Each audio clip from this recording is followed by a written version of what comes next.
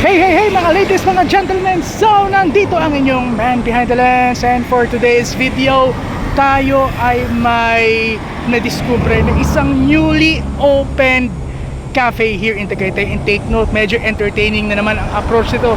So nandito tayo ngayon sa Arcos Cafe and Billiards. Actually, malapit lang to sa may Aquila Events Place. And now, titingnan natin kung ano yung features na mawitness natin sa lugar na to. And of course, huwag natin kakalimutan, syempre titikim din tayo ng kanilang coffee and foodies na kanilang ino-offer. So, let's go guys, pasok tayo sa loob.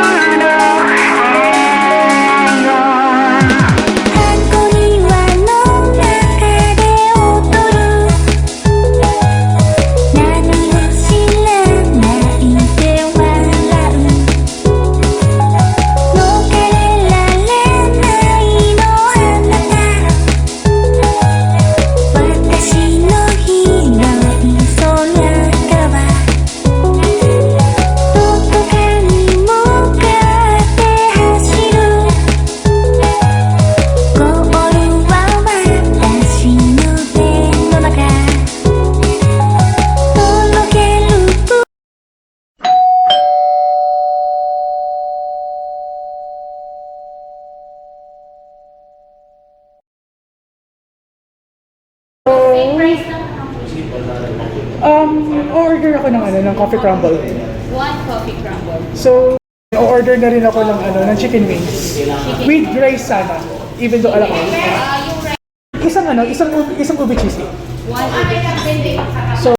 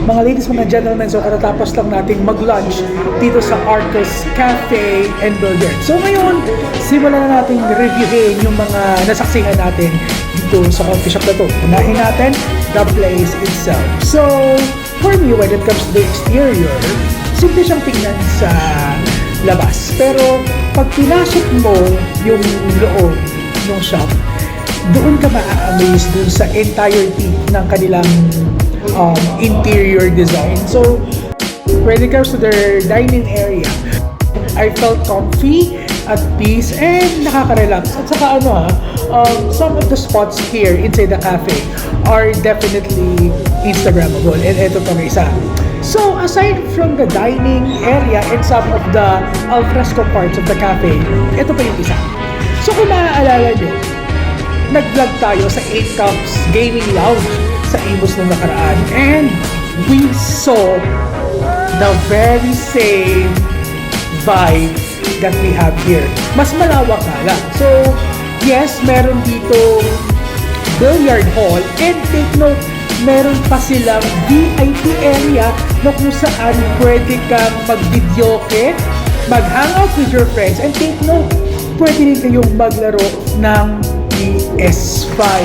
So, yes, mabubusog ka na, and at the same time, ma-entertain ka pa. So, when it comes to the cafe itself, so we will be giving it an absolute 10 over 10. Pangalawa, reviewin natin yung kanilang mga meals and drinks. So, umorder tayo ng ubi cheesecake, ng chicken wings, and of course, yung coffee crumble nila. So, reviewin natin first yung kanilang ubi cheesecake. So, yung taste niya, nag-overpower ng slight yung kanyang sweetness, pero typical na typical siya for dessert. Pwede mo siyang i-partner sa kung ano mang meal yung gusto mong kainin. So, sa ating ubi cheesecake, we will be giving it 9 over 10.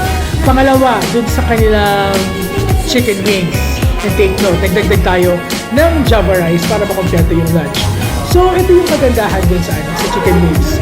Sobrang sarap niya kahit hindi ka mag-gravy. Kasi kanina, while I was eating, siguro dahil nga sa nasarapan ako, hindi ko namamalayan na pwede na pala akong wag mag-gravy habang kumakain. So, the juiciness of the chicken is definitely delicious, impressive. So, when it comes to the chicken wings, isama na natin yung Java rice, 8 to 10 over 10 naman natin ito. And the other one, itong kanilang coffee crumble. So, yung coffee crumble nila, the sweetness of frap and the essence of espresso is definitely complementing with one another. May sipa ng espresso pero may sweet vibe siya. So, kung coffee crumble ang ating pag-uusapan, we will be giving it 9 over 10. So yan mga ladies, mga gentlemen, so nakatapos na naman tayo ng isang panibagong hangout vlog. So kung meron pa kayong coffee shop na gusto nyong puntahan, pag-food tripan at i-review natin, mag-leave lamang kayo sa ating comment section below. So yun lamang mga kapatid. So see you on our next hangout vlog. Adios mga kapatid.